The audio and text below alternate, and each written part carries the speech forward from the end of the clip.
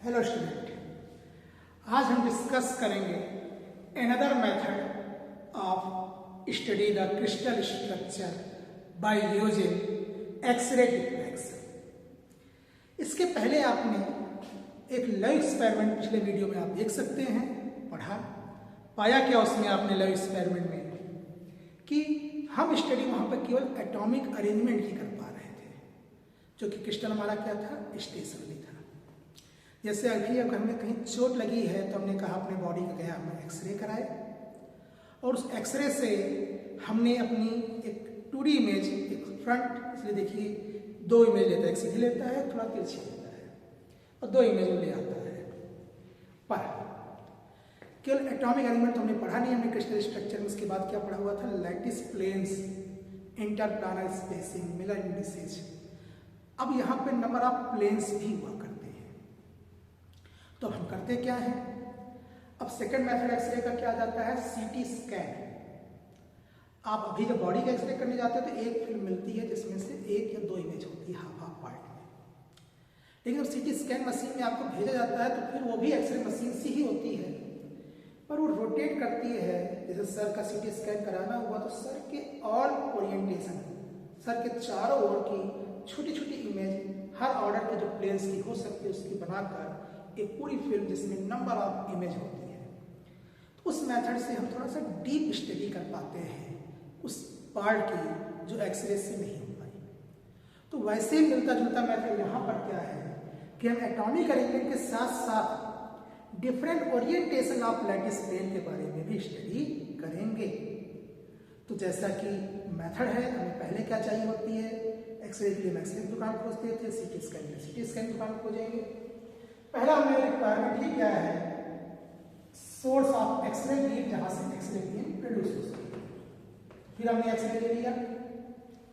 अब इसको एक डायरेक्शन देने के लिए हमें क्या चाहिए, स्लिट्स चाहिए। तो हमने यहाँ पर नंबर ऑफ स्लिट्स दी हुई है जो कि इसको कन्वर्ट कर देगा इसमें एक फाइन बीम में। अब जो यहाँ पर क्रिस्टल लेंगे, अब वो क्रिस्टल जो हमारा लेंगे हम, या तो होता कि मशीन को घुमाते हैं, जैसे सीटी स्कैन आपको लटा देते हैं, मशीन घुमाती है। लेकिन यहाँ भी मशीन नहीं, हैवी मशीन। यहाँ पर क्या करते हैं, इसको प्लेस करते हैं एक स्टैंड पर, और ये स्टैंड क्या है, ये हमारा रोटेटिंग स्टैंड है। ये हमारा क्या है, रोटेटिंग स्टैंड है। ठीक, अब अगर रोटेटिंग स्टैंड है तो ये रोटेट करता रहेगा, रोटेट करता रहेगा तो साथ साथ में क्रिस्टल भी रोटेट करेगा। और हर एंगल मतलब केवल ये नहीं होता है कि आप सीधा 90 डिग्री रोटेट कर दीजिए। ये है 1 डिग्री, 2 डिग्री, 3 डिग्री, 4 डिग्री, जिसमें नंबर ऑफ पेजेस हमने बात किया था। तो इस तरीके से जितने भी ऑर्डर ऑफ प्लेन्स है सबके बारे में ये स्टडी कर सकता है। अब चूंकि सराउंडेड है तो हमें इसके लिए क्या चाहिए, फोटोग्राफिक फिल्म। फोटोग्राफिक फिल्म को हम यहाँ सिलेंड्रिकल शेप में रैप कर देते हैं। सिलेंड्रिकल शेप में रैप कर दिया यहाँ पर। ये हमारी क्या है, फोटोग्राफिक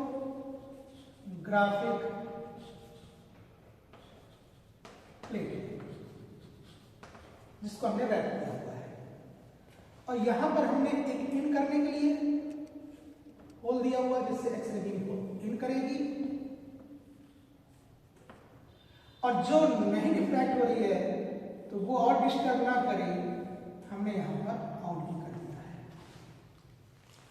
अब होता क्या है, यहां पर चूंकि क्रिस्टल रोटेट कर रहा है तो हर एंगल से, अभी आप ध्यान दीजिए ब्रैग्स लॉ, तो ब्रैग्स लॉ में क्या कहता था, कह रहा था हम यहाँ पे एक्सरे बीम लेते थे, रेजोनेट करते थे, ठीक, और ये एंगल होता था थीटा। अब 2 चीजें हैं, या तो मशीन को रोटेट करो, और अगर मशीन फिक्स है तो क्रिस्टल को रोटेट करो। तो ये भी ऑर्डर हो जाएगा, अगला ऑर्डर भी हो जाएगा, अगला ऑर्डर भी हो जाएगा, हर ऑर्डर के प्लेन से ये डिफ्रैक्शन मिलेगा। और निष्कर्ष क्या मिलता है, देखिए इसका निष्कर्ष हम यहाँ अलग से बना रहे हैं एक सिलेंड्रिकल शेप में। अभी तक जो बात हो रही थी केवल प्रेजेंस की हो रही है, अब ओरिएंटेशन की भी होगी। ठीक, तो तो होता क्या है, जैसे क्रिस्टल स्ट्रक्चर है, यहां पर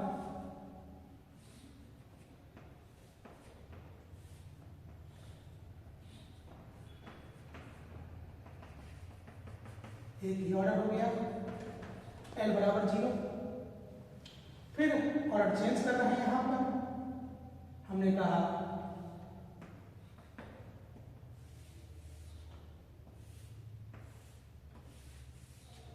तो ये L बराबर -1, L बराबर -2, ये अलग अलग, जैसे अगर आपने मॉलिक्यूलर स्पेक्ट्रा पढ़ा हो तो उसमें रोटेशनल एनर्जी लेवल्स होते थे। वैसे यहाँ पर है L बराबर 0, L बराबर -1, L बराबर +1। तो अलग अलग प्लेन्स के ऑर्डर्स, जैसे भी हमने कहा ना कि ये जो प्लेन में है तो ये प्लेन ऐसे ऐसे रोटेट करेगा। ये तो आप बात कर रहे हैं किसकी, जो एक्स प्लेन पर, एक्स एक्सिस पर है। अब एक प्लेन आपने पढ़ा हुआ था जो कि 2 डायमेंशन था, एक पढ़ा था 3 डायमेंशन है, तो उसके ओरिएंटेशन के अकॉर्डिंग उस ऑर्डर को शो करेगा, और ओरिएंटेशन होगा और ऑर्डर को शो करेगा।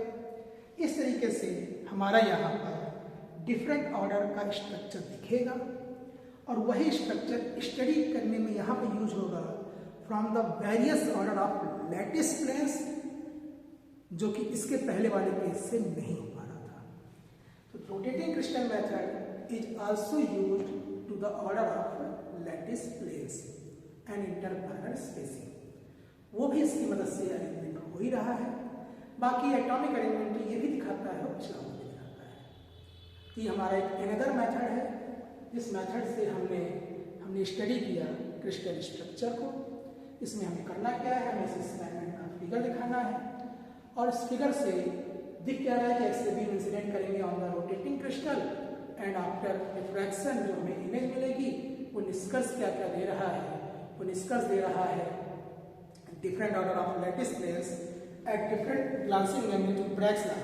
क्योंकि आप कहेंगे कि यहाँ तो हर पॉसिबल एंगल है, पर हमें इमेज वही मिलेगी जो कि ब्रैग्स लॉ को सेटिस्फाई करेगी, मैक्सिमा जहाँ मिलेगा। तो ब्रैग्स लॉ को सेटिस्फाई करते हुए यहाँ पर हम स्टडी करते हैं क्रिस्टल स्ट्रक्चर, जिससे Bragg's law from various range satisfy हो रहा है और क्रिस्टल स्ट्रक्चर को भी स्टडी करने में मदद मिल रही है। ठीक, इस तरीके का एक और मेथड है पाउडर मेथड, जिसको हम डिस्कस करेंगे नेक्स्ट वीडियो में। धन्यवाद।